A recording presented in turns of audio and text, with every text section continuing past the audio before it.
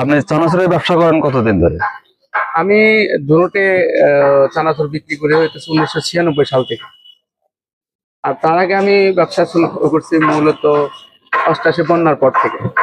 তখন আগে বেচতাম বৈতাবাড়ি ফেরিরপুর, তারপরে কিছুদিন আমি বেচছি হলো বাড়িরপুর, তারপরে আসছে আমি ধুনুটে বাজারেরপুর। এই হইতেছে বাচ্চবের চানাচুর। মাঝে মধ্যে আমার কথা কেউ শোনে, কেউ বলে যে সুমধুর, কেউ এমন কথা বলে, তখন আমার হৃদয়টাই হয় ভাঙচুর। তারপরেও আমি বেছে নিচ্ছি ব্যবসাটা চানাচুর। আচ্ছা, আপনার কথা বলে দেখলাম অনেক ভরপুর। এখন আপনার চানাচুর বিক্রির পাশাপাশি কি বলে, কিভাবে বৃদ্ধি পেল আপনার এত সুর? এটা আসলে আমার এটা গড গিফট একটা জিনিস, যেটা বলা হয় বলি শুনি।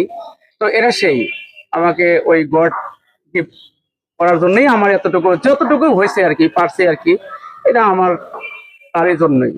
একটা বিষয় নিয়ে মাথা করে, আপনি গান করেন কতদিন ধরে? আমি গান করি তো, ওই তো আমার পেশার সাথে সেই থেকে শুরু করছি গান। আজও পর্যন্ত গান নিয়েই আছি, আর গান নিয়েই বাঁচবো। গানই আমার জীবন, গানই আমার মরণ, গানই আমার সাধনা। এর সাথে আমি কিছু লিখি মাঝে মধ্যে রচনা, আর এই কথার মাত্রা আমার কেবল সূচনা। তা আপনার লেখাপড়া কত দূর? লেখাপড়া একদম অল্প বললেই হবে, সেটা একবারে কোনো রকম বাংলায় নাম লিখতে পারি আর কি। তো বাংলায় কোনো রকম পড়তে পারি, লিখতে পারি, এরকম একটা কিছু। আপনি তো ধনুট প্রপারই চানাচুরের ব্যবসা নিয়ে আছেন। হ্যাঁ, তো ধনুটে যে সর্বসাধারণ মানুষ, তারা আপনাকে কিভাবে নেয়, কিভাবে দেখে? তারা দুটোতে মানুষ আমাকে যেভাবে দেখে, এটা আহ, এতটা প্রাপ্তি আমি সবার কাছে, যে সবাই আমাকে অন্যরকম ভাবে দেখে। মানে কেউ স্নেহের দৃষ্টিতে দেখে, আহ, কেউ একটু বড় ভাইয়ের ছাত্ররা বড় ভাইয়ের দৃষ্টিতে দেখে। সবাই আমাকে একটু অন্যরকম ব্যতিক্রম ভাবে দেখে আমাকে। অন্য আরো যারা আমার মতো পেশায় আছে, তাদের মধ্যে থেকে আমাকে একটু ব্যতিক্রম করে দেখে। আচ্ছা, আমরাও তো আপনার চানাচুর খেলাম, আপনার চানাচুরে বেশ পেলাম সুন্দর একটা গান। তো শেষ মুহূর্তে শুনতে চাই আরো একটি গান। হ্যাঁ, তাতে আমার কোনো আপত্তি নাই। গান শুনলে আমি আরো খুশি হই, আর সেই জন্য আমি রাস্তাঘাটে সবসময় গানই করি। তাহলে বলুন আপনার পছন্দ করা একটি গান।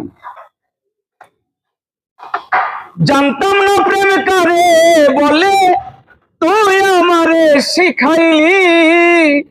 প্রেম প্রীতি শিখাইয়া কই গেলি রে, কই গেলি।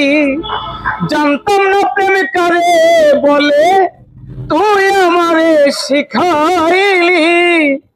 প্রেম প্রীতি শিখাইয়া কই গেলি রে, কই গেলি।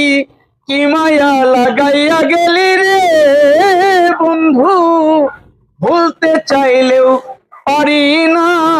তোমার ভালো বাসা পাইলে এত নষ্ট হইতাম না, এত কষ্ট পাইতাম না রে, এত নষ্ট হইতাম না। তোমার ভালো বাসা পাইলে এত নষ্ট হইতাম না।